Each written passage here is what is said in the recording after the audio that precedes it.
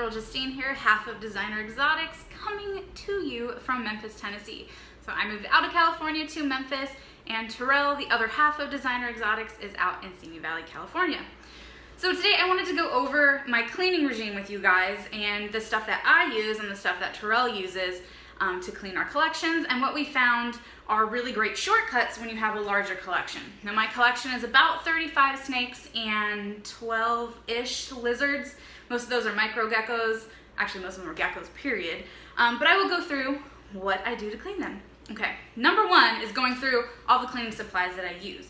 So my favorite disinfectant ever is chlorhexidine, and you probably can't see it, but this bottle has lasted me forever. It is probably very expired, but I still use it. Judge me if you want, that's fine. But you don't need this big of a bottle. Like I said, this has lasted me forever.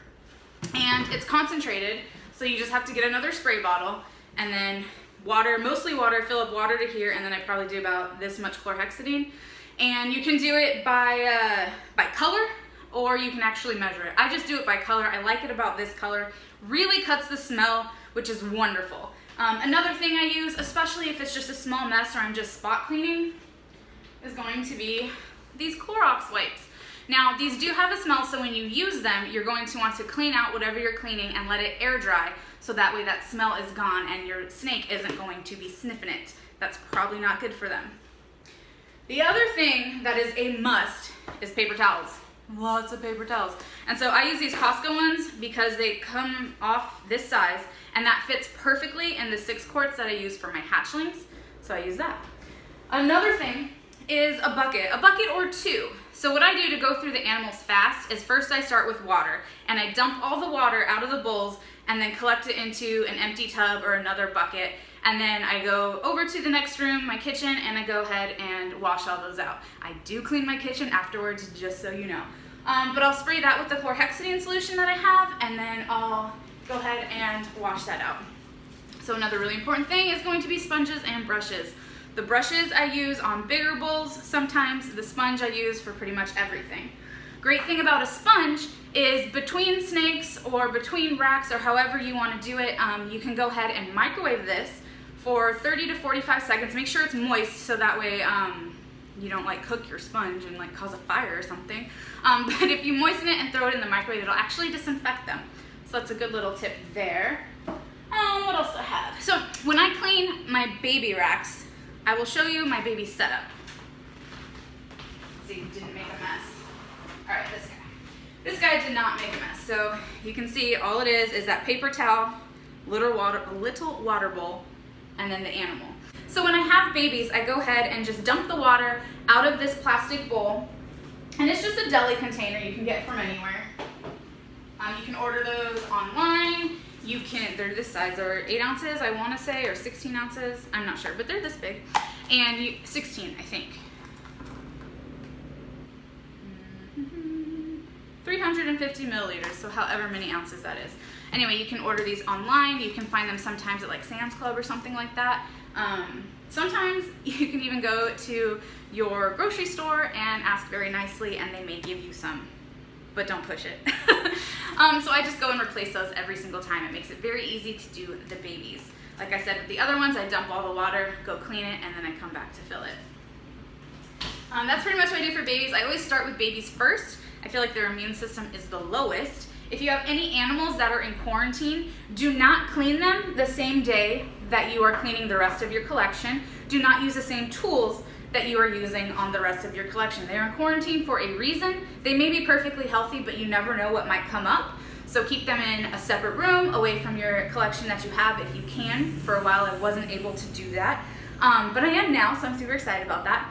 And yeah, do them last, disinfect all their stuff, all separate stuff, separate tools, separate room, everything, separate day for cleaning. In fact, if you clean your quarantined animals, do not do anything with the rest of your collection that day, because you never know what you might be transferring over that you can't see, a virus, a bacteria, anything like that, maybe even mites, you never know, and you don't want that spreading to the rest of your collection.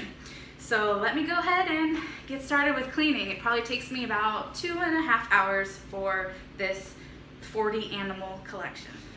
All right, so I've already cleaned my babies. They are over there. I actually only have one that's truly a baby. The rest are older. about a year. Now I'm going to move on to my next rack, which houses my yearlings and some of my smaller snakes and my corn snakes, and go through them. So as I'm dumping the water, I'll spot clean the corn snakes. I have them on Sani chips, and it's very easy just to spot clean that. And yeah, then it's on to the big guys. So you'll notice possibly, I don't think it'll be in frame, but for the bigger guys, sometimes like blood pythons and short tails, they dump all of their water, or they let out huge amount of piss, and they're just sitting in it. So what I will do is I have a towel that I put them on, kind of give them a wipe down just to make sure that they don't have urine stuck to them or anything like that. If it's really, really bad, I will take them over to the bathtub and I will rinse them off. There are some that are super feisty. I have one I'll probably show you. And I don't really mess with him very much, so I do as little with him as possible because he hates me, or at least people, or being touched, or messed with, or whatever. But I'll show you that. So let's get on to cleaning.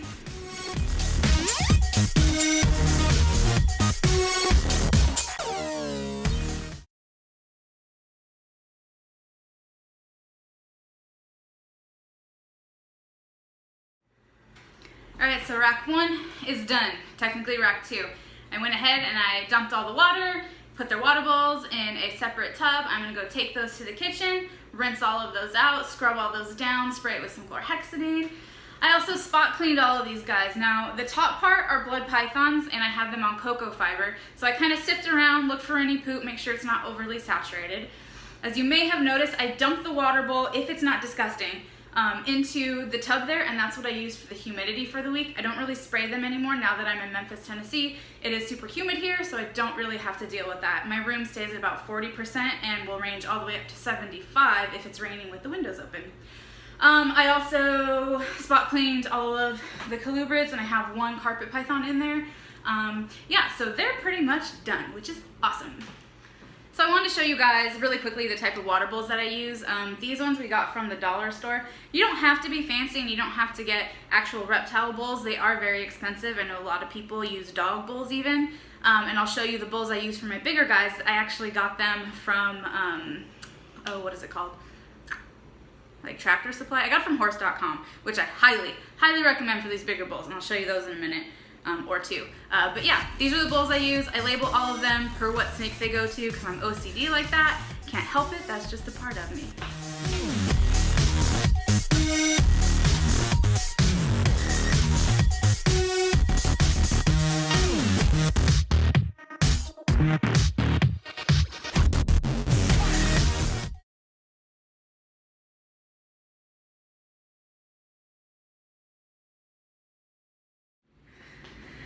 Alright, so I'm mostly through all the snakes.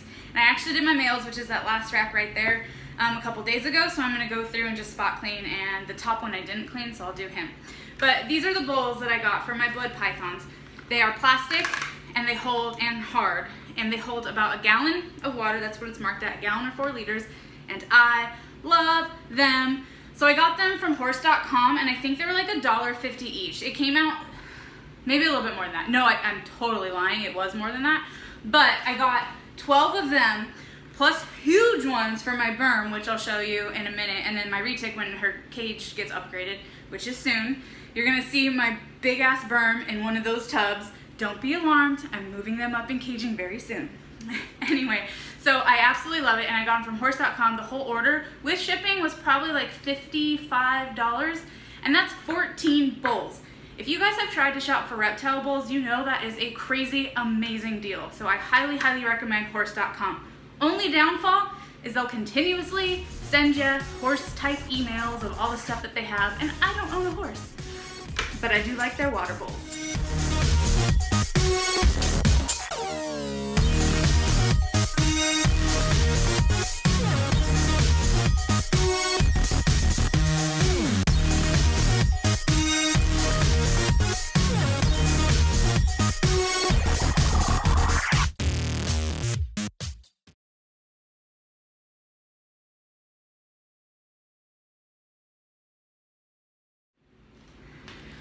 Alright, so I got through spot cleaning all of them, almost all of them, there's 2 left actually. My super mean one and my Burm, because her water bowl is this big, so I just do it last. And the other one, who's my super, super mean one, he has been hissing at me the entire time. So I will show you how I handle a pissed off snake. And there's a high possibility that he is going to bite me or possibly strike me. Normally, I would just skip him altogether and leave him alone, but he has dumped his water. And though they are blood pythons, or he's a short tail actually, and though they do live in very moist environment, very damp, and they can handle that, it's just not really the best thing to just leave your snake on wetness forever. They can get scale rot, they get infections, which is an infection, but it can lead to health problems, so we don't want that. So, I'm a little bit nervous about this, but I'm going to clean him and I will show you. Right now I'm actually going to refill all the waters. I am not going to show you how I do that. I will tell you, I get a bucket, I fill it with water, bring it in here, and then pour into each of the water bottles. That probably takes me about 4 or 5 trips. As you can see, I am hot. I am pink in the face. That's what happens when you are a ginger. But that is okay. I will be right back with the next clip of the Burm or the short tail. Alright, so it's time for me to clean my Burm. Her name is Wink. She is a hypo Burmese python. Jeff from El Segundo Pythons graciously gave her to me because she only has one eye. So I love her. She's one of my favorites. I did a quick cat check. I have 2 Sphinx kittens, the naked ones, and they're about 5.5 months old, and they are a perfect size meal for a Burm. So I made sure I saw them outside there, and they weren't in here because they sneak in like little, I was gonna call them a bad name. Okay, so the door's closed, cats are good, put away. She is super food aggressive. Not super crazy, like you'll see some retics where they like launch out, but she immediately will pop her head up, and I have her hook trained, so she knows now. She's a hissy animal, so you will notice that as well, but once I get her out, she's fine. She just really makes you aware that she is there. So let me go ahead and get her out, get her water bowl out, and then I change her paper, and then I put her back in, close it, just in case my cats sneak in, and then get her water bowl done. So let me show you. And she's right in front too, so. Note that I back away, just in case. Can you hear? Hey you. Yes, I talk to my snakes. I know they can't hear me.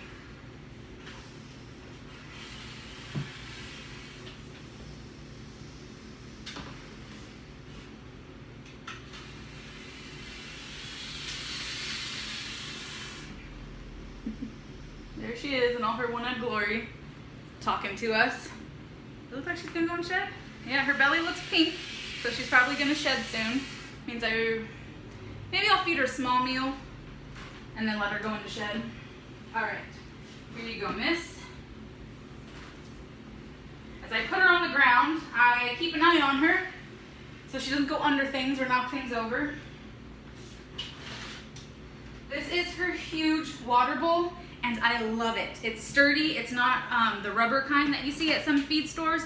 It is perfect. I got this idea from Megan at Megaconda with her anacondas when I was taking care of them, and they are perfect.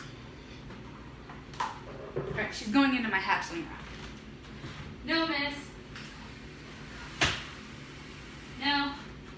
Okay. So she didn't poop. Makes it easy. I also forgot to tell you about my wonderful paper cutter that I have. It's over here, I'll show you that. I got it from Uline, I believe. I missed.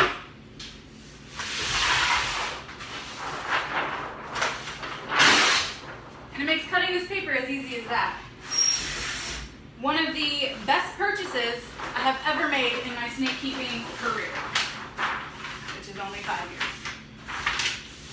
All right. Okay, so now I'm gonna put her back in just in case my cats decide to come in. I will clean out her water bowl, replace it with water, get it back in here, and that's how I do my Burm. And yes, she is in too small of a house right now. She will be getting her big adult closure very soon. Come here. Okay. Get your booty in. Yep. Alright. So So now we're going to go ahead and do Sylvester. He is my Borneo short-tail who is a total jerk and has been a jerk since I got him. Last time I cleaned him, he worked himself up so much that he was foaming at the mouth. So let's do it. I'm probably gonna take his whole cage out and put it here, and then I'll put him on this towel here, and then get his paper in real quick. I'll get his paper ready ahead of time, put his paper in, put him back in, and you can see how I do that, and cheer me on that I don't get bit or struck at, but I'll probably get struck at. Okay, this is where knowing your snake and knowing their body language is very helpful. So he's in the back, so I'm gonna take him fully out. He's already hissing. I don't know if you can hear him. So I'm gonna take his water out so he's lighter. I have nowhere to put it, okay.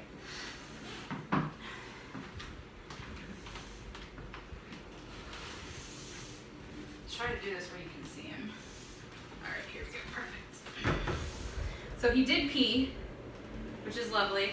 So what I'm doing now is trying to figure out what angle that I want to come at him. He's already tracking me, little butthead. Woo, that's my hand. All right, so I'm actually going to move him a little bit out of the way. He's already smart though and trying to come at me.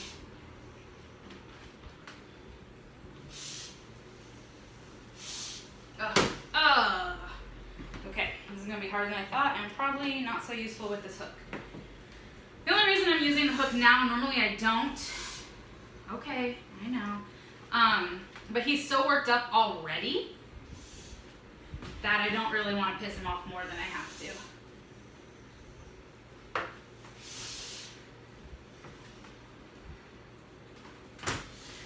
So he's still gonna track me with his eyes. I don't know if you, yeah, you can see him.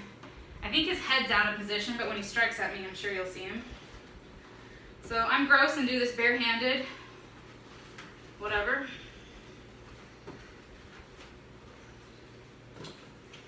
I'm still keeping an eye on him because I do not trust him at all.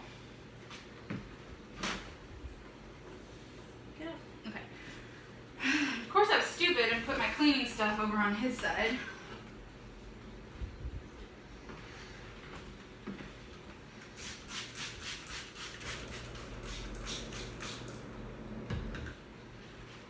Ooh, I forgot to get my paper ready. That's okay. So he's calmed down a little bit. His head's down. But I know when I pick him up, he's gonna be right back and alert, which is fine.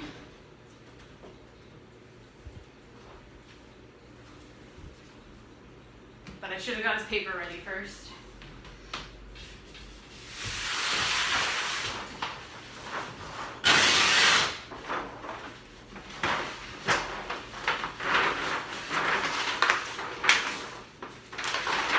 So he has calmed down a little bit. Still keeping a good eye out on me. I'm keeping a good eye on him. All right, now, still hear him going. I'm gonna block the camera a little bit because of where he's at, but I'm gonna scoop him up and put him back in here. I left my door open, that's pretty dumb.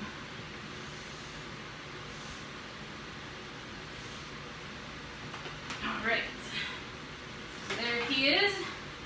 Back in there, uneventful. We'll see this last part. Try to keep my face out of striking distance.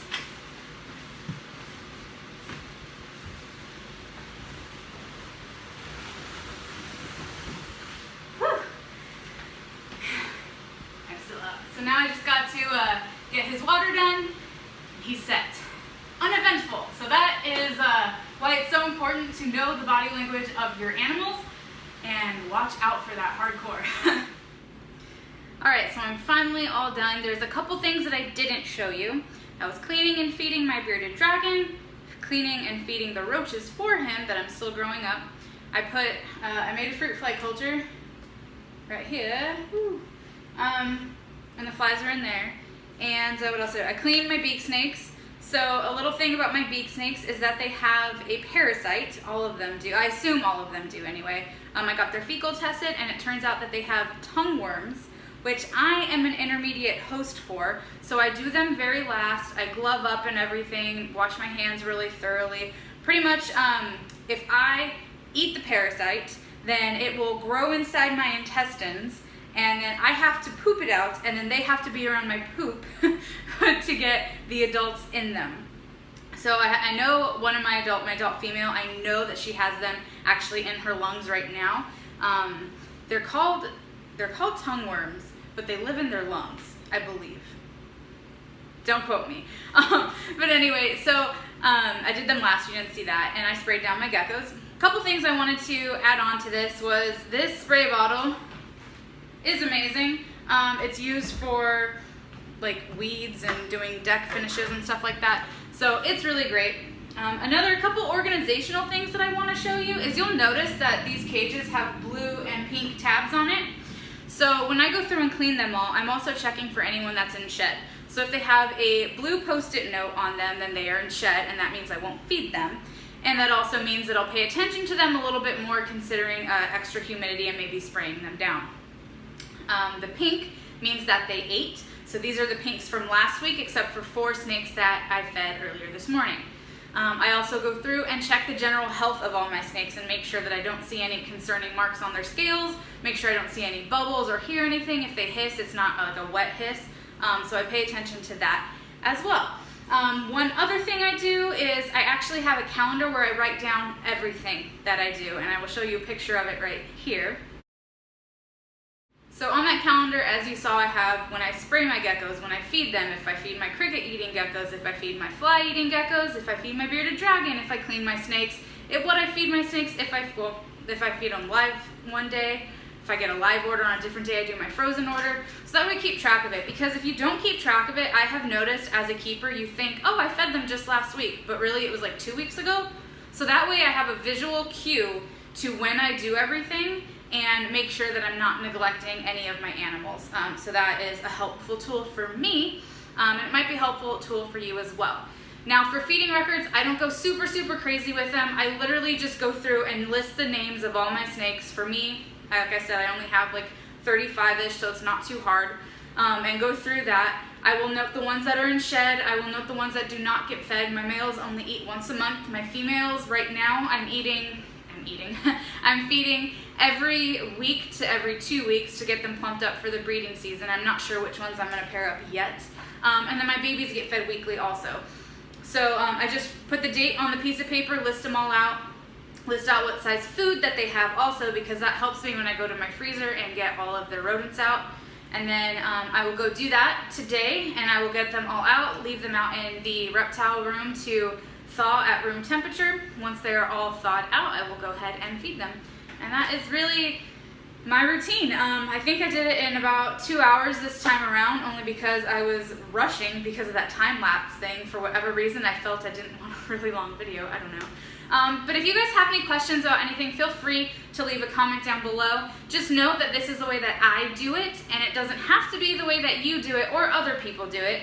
I can critique myself in that I don't disinfect my hands enough throughout cleaning the collection. I probably should wear gloves throughout, and in fact change them between snakes. But I would be going through so many gloves, so I don't do that. And I only use gloves on the ones that I know have parasites. And then, yeah, if you have something mean to say, you can go ahead and say it, but I'm just going to ignore you. If you have something nice to say, awesome.